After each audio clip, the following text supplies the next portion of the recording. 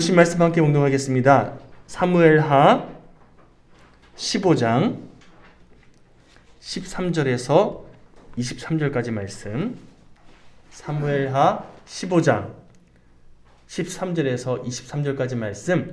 우리 한 절씩 교독하시고 마지막 23절은 함께 합독하겠습니다. 13절입니다. 전령이 다윗에게 와서 말하되 이스라엘의 인심이 다 압살롬에게로 돌아갔나이다 한지라. 다윗이 예루살렘에 함께 있는 그의 모든 신하들에게 이르되 일어나 도망하자. 그렇지 아니하면 우리 중 한 사람도 압살롬에게서 피하지 못하리라. 빨리 가자. 두렵건대 그가 우리를 급히 따라와 우리를 해하고 칼날로 성읍을 칠까 하노라. 왕의 신하들이 왕께 이르되 우리 주 왕께서 하고자 하시는 대로 우리가 행하리이다. 보소서 당신의 종들이이다 하더라. 왕이 나갈 때에 그의 가족을 다 따르게 하고 후궁 10명을 왕이 남겨두어 왕궁을 지키게 하니라. 왕이 나가매 모든 백성이 다 따라서 벤메르하게 이르러 멈추어 서느니 그의 모든 신하들이 그의 곁으로 지나가고 모든 그렛 사람과 모든 블렛 사람과 및 왕을 따라 가드에서 온 모든 가드 사람 600명이 왕 앞으로 행진하니라. 그때 왕이 가드 사람 이때에게 이르되 어찌하여 너도 우리와 함께 가느냐? 너는 쫓겨난 나그네이니 돌아가서 왕과 함께 네 곳에 있으라. 너는 어제 왔고 나는 정처 없이 가니 오늘 어찌 너와 우리와 함께 떠들어다니게 하리요. 너도 돌아가고 내 동포들도 데려가라. 은혜와 진리가 너와 함께 있기를 원하노라 하니라. 이때가 왕께 대답하여 이르되 여호와의 살아계심과 내 주 왕의 살아계심으로 맹세하옵나니 진실로 내 주 왕께서 어느 곳에 계시든지 사나 죽으나 종도 그곳에 있겠나이다 하니 이때에게 이르되 앞서 건너가라 하매 가드 사람 이때와 그의 수행자들과 그와 함께한 아이들이 다 건너가고 23절 온 땅 사람이 큰 소리로 울며 모든 백성이 앞서 건너가매 왕도 기드론 시내를 건너가니 건너간 모든 백성이 광야길로 향하니라. 아멘.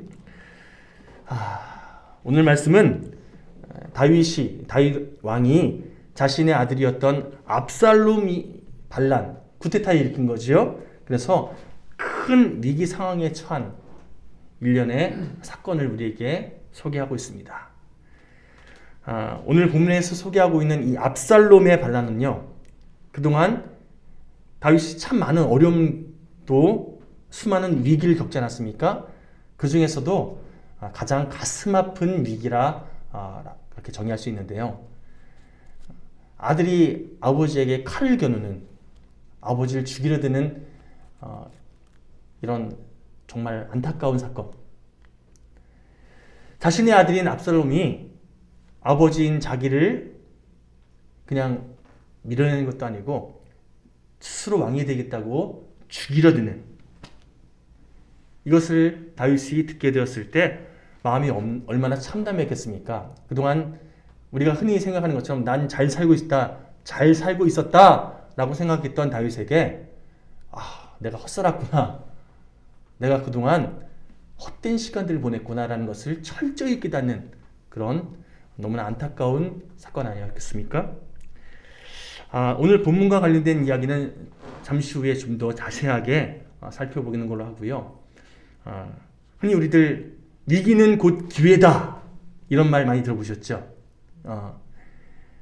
어떤 사람은 위기는 위험해 보이는 그러나 기회다 라고 정의하기도 하고요. 어쨌든 위기는 사람들로 하여금 그동안 내가 살아오면서 혹은 내가 지금 당면한 이 일에 대해서 무엇이 잘못되었는지, 또 무엇을 버리고 또 무엇을 취해야 하는지. 예를 들어서 여러분 배를 타고 가다가 큰 태풍 만나서 배가 좌초될 때 사람들은요 그동안 중요하게 여겼던 그 물건들 평소에는 못 버리는데 그땐 버려요. 뭐가 더 중요하기 때문에? 목숨이 더 중요하기 때문에. 배를 가볍게 하기 위해서 그동안 그렇게 움켜쥐고 있었던 그 보물들, 그 재화들 다 버리더라는 거예요. 뭐가 중요한지 그때 판가름 나는 거죠. 내 목숨이 더 중요한 거죠. 사람의 생명이 더 중요함을 그때 그 위기의 상황에 확인하게 되는 거죠. 이처럼 무엇을 버려야 될지, 무엇을 취해야 할지를 위기를 통해서 깨닫게 되고요.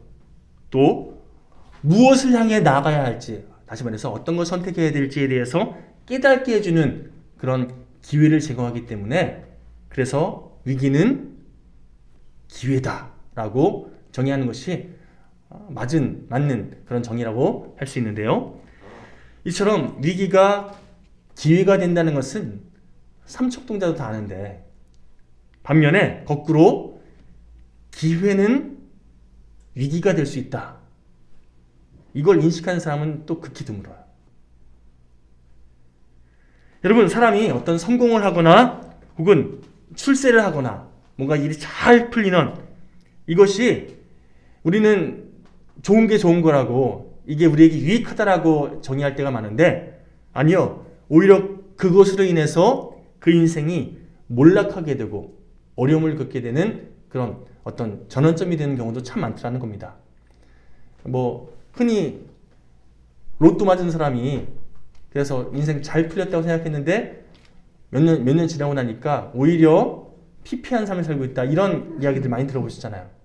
그것이 진짜든 아니든, 여러분, 돈도 써본 사람이 잘 쓴다고, 또 바르게 써본 사람이 바르게 쓸 줄 안다고, 너무 갑자기 많은 것이 주어지면요, 사람이 방탕하기 쉽고, 그래서 순간적으로 잘못된 선택하게 되는, 그래서 패가망신하게 되는 이런 경우들이 있을 수 있다는 거. 그것이 로또 맞는 사람이 다 망한다, 이런 건 아니죠. 잘된 사람도 있겠죠. 잘된 사람도 분명히 있겠죠.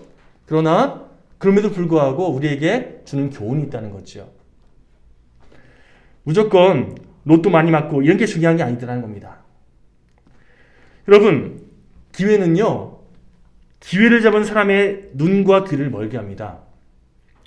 사람이 움켜쥔 어떤 기회 외에 다른 더 좋은 것, 더 귀한 것이 있는데, 내가 붙잡은 이것을 소중하게 여기고 이것만 중요하게 여기다 보니까 다른 것에 대해서는 눈먼 인생처럼 그렇게 집중하지 못하는, 그래서 결국에는 정말 중요한 것을 놓치는 그런 경우들이 많이 생기더라는 것이요. 이처럼 위기가 사람을 살리는 기회가 되는 반면 기회는 도리어 사람을 죽이는 그런 위기의 시작이 될 수 있는 이유가 바로 여기 있습니다. 우리 신앙도 마찬가지입니다. 신앙의 위기는 보다 성숙한 신앙을 위한 그런 기회의 발판일 수 있습니다. 반면에 신앙의 기회는 오히려 영적 위기의 시작일 수 있다는 거예요. 내가 잘 풀리는 것 때문에 승승장구하고 그래서 잘 살고 있다 착각하는 그것으로 인해서 결국 하나님을 바라보지 못하는 신앙의 위기가 찾아올 수 있다는 거죠. 예를 들어서 우리나라만 해도요, 1945년 광복 이후에 여러분 참 많은 일들이 있었는데요. 특별히 우리 한국 기독교의 큰 기회라고 할 수 있는 두 가지 사건이 있었습니다. 첫 번째 사건은 1973년도, 제가 태어나기 전인데, 여의도 광장에서 빌리 그레이엄 목사님을 모시고 아주 대형 전도 집회를 열었던 적이 있어요. 이때 한국 교회들이 다 연합해서 1973년 5월 30일부터 6월 3일까지 5일 동안 그렇게 매일 밤 전도 집회를 진행했는데, 첫째 날에는 51만 명. 이게 얼마나 많은 수일까요? 둘째 날에는 46만 5천 명, 셋째 날에는 48만 5천 명, 넷째 날에는 65만 명, 마지막 다섯째 날인 일요일 밤에는, 주일 밤은 110만 명. 마지막 110만 명 모인 인원 모인 것은요, 세계 전도 집회 역사상 가장 많은, 한 집회에 가장 많은 사람이 모인 집회라고 하더라고요. 사실 동안 모인 누적 인원의 수가 무려 321만 명이니 얼마나 많은 수입니까? 그 당시에 한국 개신교회 총 인구가 300만 명밖에 안 됐다고 하니까, 여러분, 닷새 만에 모인 이 전도 집회의 수가 얼마나 많은 수였는지 딱 답이 나오시죠? 그 이후로 한국 개신교가 참 폭발적으로 성장하면서 불일듯이 일어나는 여러 가지 교회의 부흥을 경험하게 됩니다.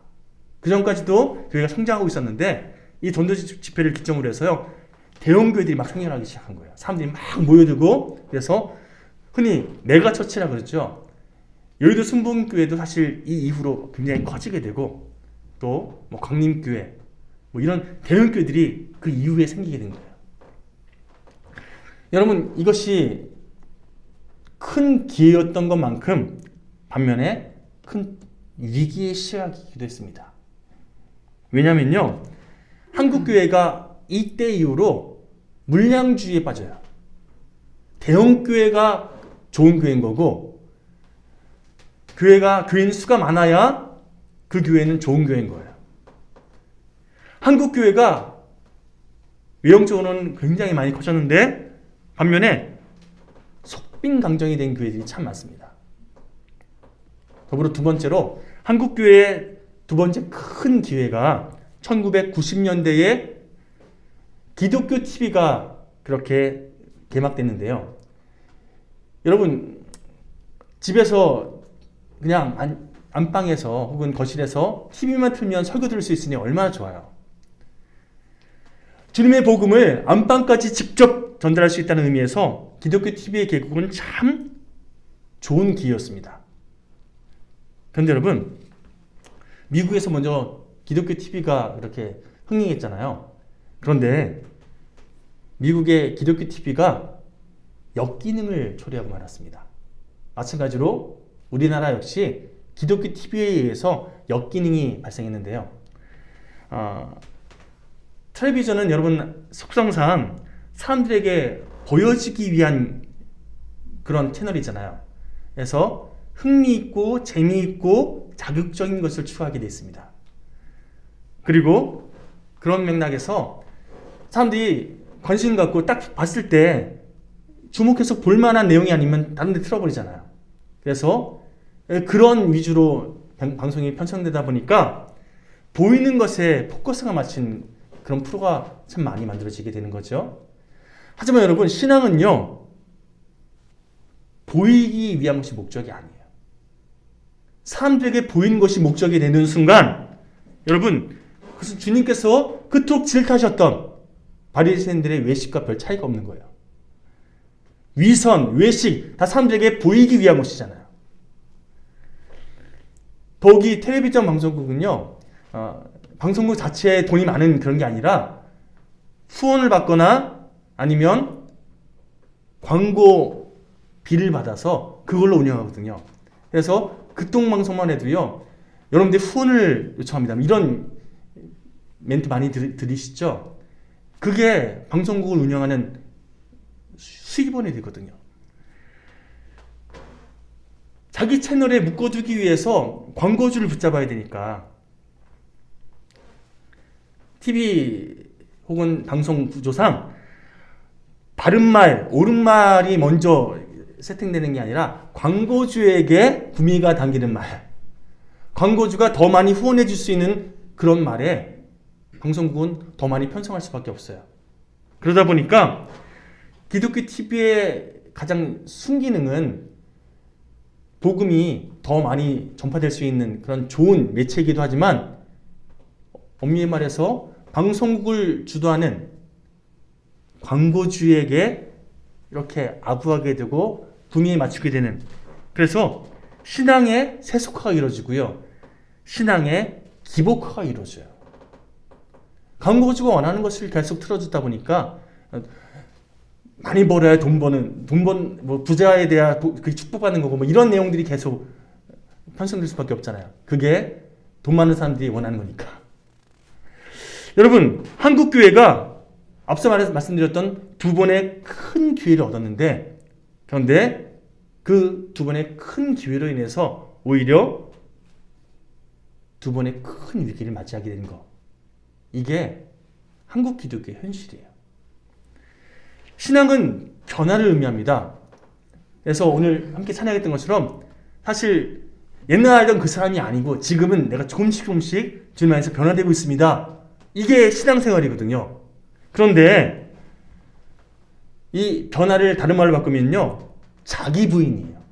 나를 내려놓고 주님의 말씀으로, 주님의 은혜로, 주님의 사랑으로, 주님의 성품으로 내가 채워져가는 이 과정이 신앙생활인데, 한국교회 이 두 큰 기회를 맞는 이 과정 속에서 물량주의, 또 형식주의, 더구나 세속주의가 교회에 확 발길을 들이면서 결국엔 자기 부인이 사라졌어요.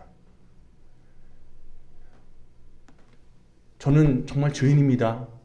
주님, 이런 죄인을 사랑하고 품으시니 감사합니다. 이 고백이 먼저 예배에 앞장서야 되는데 그냥 감사가, 은혜 충만, 이런 부분들이 더 포커스 맞춰지면서 자기 부인이 비중이 점점 사라지고 있는 거죠. 내가 나의 죄됨을 진정으로 부인해야 그런 나를 사랑하시는 주님께 더 큰 감사가 고백되어지는 건데, 앞에 게 점점점 약해지다 보니까 감사가 현상적인 감사라 그랬죠. 나에게 잘 되면 감사한 거고, 그렇지 못하면 이거 하나님 왜 이런 나의 고난을, 하나님 안 계신 거 아니에요? 이러면서 오히려 하나님의 뜻에 반문하는 이런 과정들이 펼쳐지게 되는 거죠. 여러분, 믿음이 자기 변화에서 자기 고수로, 또 자기 부인에서 자기 강화로 변질되는 이 과정, 이게 참 위험한 과정 아니겠습니까? 다윗이 딱 그랬다는 거예요. 이스라엘의 왕이 된 다윗이 광야 시대에는 하나님만 의지하고 하나님만 바라봤던 다윗이었는데, 그래서 하나님과 아주 친밀하게 신앙생활했던 다윗이었는데, 그런 신앙생활을 뒤로하고 점점 편한 것을, 좋은 것을, 자기 감정에 충실한 것을 추구하다 보니까 자기 소견에 오는 대로 저 여자 이뻐 보이네? 그러면서 불륜을 선택하고, 이거 감춰야 돼, 덮어야 돼, 그러면서 자기 부하를 함부로 살인 청부하는 이런 선택들을 하게 되잖아요. 결국 오늘 본문에서 우리 함께 살펴본 것처럼 그 자신의 선택의 결과로 오늘 대가를 치르게 되는데요. 자기 아버지가 불륜을 저지르고 함부로 사람 죽이는 거 아들들이 봤거든요. 결국엔 아들들이 자기 아버지를 얼마든지 내칠 수 있는 원인 제공을 했던 것이죠. 여러분, 앞서 제가 위기는 또 기회라고 말씀드렸잖아요. 기회를 자신의 신앙의 위기로 변질시켰던 다윗이 오늘 또 위기를 만나서 하나님을 바라보는 기회로 삼았습니다. 이게 중요한 거예요. 하나님께서 다윗의 신앙을 가다듬으시기 위해서 기회를 위기로 이용하신 것이요, 다시금 광야로 나가게끔, 하나님을 의지하며 하나님 바라보게끔 다윗을 이끌어 가셨다는 거예요. 그리고 그 위기 상황 속에서 다윗이 자신의 아들이 자신에게 목에 칼을 겨누는 그 위기의 상황 속에서 다윗이 하나님을 바라보는, 하나님의 뜻을 깨닫는 영적 회복의 기회를 맞이하게 되더라는 겁니다. 우리 본문 13절부터 14절까지 다시 한번 한 목소리로 봉독해 볼까요?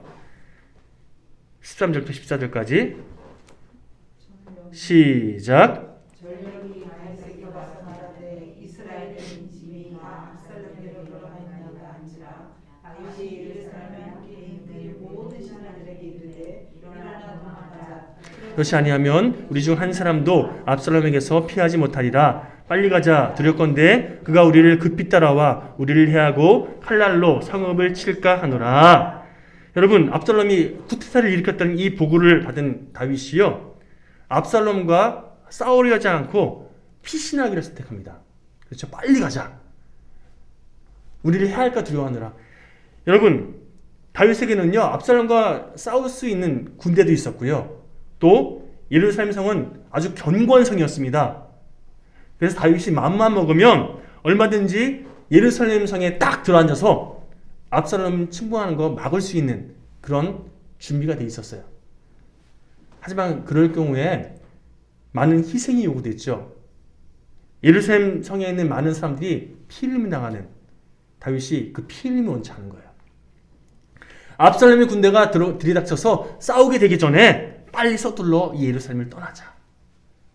서로 대치하지 않게끔 빨리 피하자라고 다윗이 말한 거죠.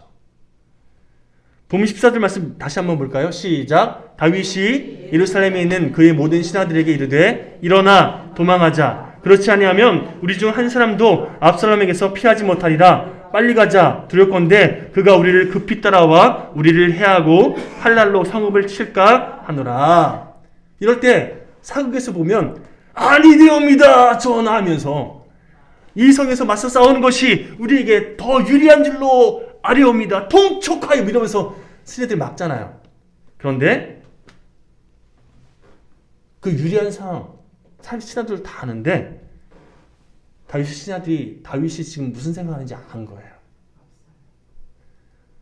그래서 15절을 보시면 이렇게 얘기합니다. 함께 읽어볼까요? 시작. 왕의 신하들이 이르되 우리 주 왕께서 하고자 하시는 대로 우리가 행하리이다. 보소서 당신의 종들이이다 하니라. 그동안 다윗이 왕 노릇하느라 하나님 의지하지 못한 그런 순간들이 있었지만 그래도 다윗 왕이 그동안 하나님을 얼마나 신실하게 믿고 따랐던 왕인지 보고 알았잖아요. 그래서 왕이 하고자 하신 대로 우리가 믿고 따르겠습니다. 신하들이 유리한 것을 또 그들에게 있어서 뭔가 합리적인 것을 선택한 것이 아니라 다윗 왕의 신앙 고백대로 우리가 따르겠습니다 라고 그렇게 반응한 거예요. 자신을 향해 자신의 아들 압살롬이 목에 칼을 겨누는 이 위기의 상황 속에서 아마도 다윗은 머리에 망치 두들겨 맞는 그런 큰 충격을 경험했을 겁니다. 특별히 예루살렘이란 이 도시는요, 샬롬과 같은 어머니라 말씀드렸죠. 평화의 도시란 뜻이에요. 하나님께서 화평으로 평화로 함께 하시는 그 도시에 동족 상잔의 비극뿐만 아니라 여러분 아들이 아버지에게 칼을 겨누는 이 끔찍한 이런 사건, 이거 평화의 도시를 왜곡시키는 행동이다. 그러니 일어나서 빨리 도망가자. 여러분 신하들에게 이렇게 말하는 것은요, 다윗이 두려워서 말한 게 아니라 우리가 빨리 떠나야 예루살렘이 이 평화의 도시가 오염되지 않는다. 하나님의 은혜를 우리가 다루지 말자. 빨리 이곳을 떠나자. 라고 반응했던 거예요. 마치 요셉이 죄를 짓지 않기 위해서 보디발의 아내를 피하잖아요. 얼마든지 피하지 않고도 반응할 수 있는 이 상황 속에서 피하잖아요. 다윗이 똑같은 반응을 한 거예요. 아들과 맞서 싸우는 것이 나에게 있어서 군대도 갖추고 있고 힘도 있고 상황적으로 예루살렘 성에 있는 게 더 안전하지만 그러나 빨리 피하자. 그게 하나님의 영광 가리지 않는 거다. 라고 반응했고 다윗의 그 반응에 신하들도 함께 따라갔다는 겁니다. 그렇게 다윗이 서둘러서 피난길을 떠나게 되죠. 그런데 오늘 17절 이후에 보시면 아주 흥미로운 에피소드가 또 우리에게 소개되는데요. 다윗을 쫓는 무리 중에서 가데스 사람 이때가 함께 있는 것을 다윗이 발견하게 됩니다. 우리 19절 20절 말씀 함께 찾아볼까요? 시작. 그때에 왕이 가데스 사람 이때에게 이르되 어찌하여 너도 우리와 함께 가느냐? 너는 쫓겨난 나그네인이 돌아가서 왕과 함께 네 곳에 있으라. 너는 어제 왔고 나는 정처 없이 가니 오늘 어찌 너를 우리와 함께 떠돌아다니게 하리요? 너도 돌아가고 내 동포들도 데려가라. 은혜와 진리가 너와 함께 있기를 원하노라 하니라. 가데스 사람은요, 블레셋 사람이에요. 다윗이 가드에 잠깐 몸을 의탁하고 있을 때 거기서 만난 사람인 것 같아요. 그런데 다윗이 그 가데스 사람, 자신의 민족도 아니고 이민족, 이방민족이 자신을 쫓아오는 것을 보면서 나는 지금 이제 도망치는 시대인데 나를 쫓아서 힘들게 같이 고생할 필요 뭐 있냐. 너 나를 따르려 하지 말고 너희 동포들과 함께 너희 고향으로 돌아가라. 그 마음만은 내가 기쁘게 받을게. 너를 위해서 기도할 테니 돌아와도 돼. 그러자 이때가 대답합니다. 본문 21절 함께 읽어볼까요? 시작. 이때가 왕께 대답하여 이르되 여호와의 살아계심과 내 주 왕의 살아계심으로 맹세하옵나니 진실로 내 주 왕께서 어느 곳에 계시든지 사나 죽으나 종도 그곳에 있겠나이다 하니. 자, 이게 어디서 많이 보던 대사 아닌가요? 롯이 아니라 룻이죠. 룻이 자기 어머니를 쫓아갈 때 어머니에게 했던 이 대사와 비슷하죠. 자, 한번 찾아볼까요? 룻기 1장 6절 시작. 룻이 내게 어머니를 떠나며 어머니를 따르지 말고 돌아가라 강군하지 마옵소서. 어머니께서 가시는 곳에 나도 가고 어머니께서 나도 머물겠나이다. 어머니의 백성이 나의 백성이 되고 어머니 하나님이 나의 하나님이 되시리니. 나보고 가지 말라고 하는 거죠. 나 어머니 쫓아갈 거라는 거예요. 이때도 똑같이 다윗 왕에게 고백하죠. 당신 믿는 그 하나님 나도 쫓기 위해서 여기까지 왔는데 난 당신 끝까지 따를 겁니다. 왜냐하면 당신 믿는 그 하나님이 나의 하나님이기 때문입니다. 이 고백하고 있는 거예요. 지금 나는 여호와 하나님을 믿습니다. 때문에 하나님을 쫓아서 여기까지 온 겁니다. 그 하나님을 의지함으로 당신을 내가 쫓기 원합니다. 고생하더라도 그 하나님 안에 나와 함께 거하기 원합니다. 이 고백하고 있는 거죠. 결국 이때를 비롯한 일명 600명의 회심자들, 하나님께서 그들을 다 받으시고 아마 그 자손들 기쁘게 계속해서 보살피지 않으셨을까요? 여러분, 세상의 눈으로 보면 지금 다윗의 상황은요, 비참하고 처량한 도망자, 쫓김이 신세예요. 그러나 믿음의 눈으로 바라보면요, 지금 다윗은 하나님의 은혜를 다시금 회복하는 은혜의 여정을 지금 출발하고 있는 거죠. 그리고 정말 하나님을 믿는 자신의 진정한 동역자들을 발견하는 영적 기회가 된 거죠. 그 전까지는 왕이니까 다 쫓아왔어요. 다 그렇게 내 편인 줄 알았어요. 그런데 유익의 상황이 되니까 나의 진정한 동역자를 깨닫게 되는 거죠. 여러분, 우리에게 주어진 어떤 상황과 환경 속에서 하나님께서 나에게 주신 어떤 기회인 줄 깨닫고 어려움, 불편함, 짜증으로 반응하는 것이 아니라 하나님의 뜻 안에서 믿음으로 반응할 줄 아는, 유리한 것을 선택하는 것이 아니라 하나님의 뜻대로 선택할 줄 아는. 오늘 다윗이 그랬잖아요. 유리한 일을 선택하면, 합리적인 것을 선택하면 어디 있는 게 더 좋았다고요? 예루살렘에 머무르는 게 좋은 거예요. 거기서 버티고만 있어도 다윗에게 유리한 거예요. 그런데 하나님의 영광 가리지 않기 위해서 떠나잖아요. 도망치잖아요. 압살롬이 두려워서 떠난 게 아니에요. 하나님의 영광 가리지 않기 위해서 떠난 거죠. 그리고 다시금 하나님의 때에 하나님의 은혜 안에서 회복의 돌아옴을 경험하게 되지 않습니까? 여러분, 저는요, 우리 교회가 더 힘있는 교회가 되었으면 좋겠습니다. 뭐 흔히 얘기하는 것처럼, 그래서 다른 사람이 무시하지 않는 그런 교회, 뭐 이거 원하는 게 아니에요. 인간적으로는 그걸 원할 수도 있지만 하나님의 뜻 안에서 우리가 더 선한 영향력을 더 많은 사람들에게 흘려보낼 수 있을 그 힘을, 우리에게 그 능력을, 그 하나님의 함께 하심을 우리 영일교회가 이 지역을 향해서 또 만나는 모든 영혼들 향해서 흘려보낼 수 있는 하나님의 도구로 쓰임받기 원합니다. 이런 간절함이 저에게 있다는 거죠. 그리고 함께 예배드리는 여러분 모두도 그런 간절함으로 함께 기도했으면 좋겠습니다. 여러분, 커지는 게 중요한 게 아닌 거 말씀드렸죠. 대형교회가 되는 게 중요한 게 아니라고 말씀드렸죠. 앞서 실제로 그런 일이 있었잖아요. 그런데 그 결과 껍데기만 커진 그런 대형교회, 하나님께서 별로 기뻐하지 않으실 거라는 생각이 듭니다. 우리 교회가 정말 하나님께서 기뻐하시는 교회다운 교회로 아름답게 쓰임받는 앞으로의 시간들을 소망하시면서 또 우리에게 주어진 그런 어려움들, 또 소위 고난의 상황들 믿음으로 바르게 감당해내는 저희를 모두 되시기를 간절히 축원드립니다. 자, 우리 이 시간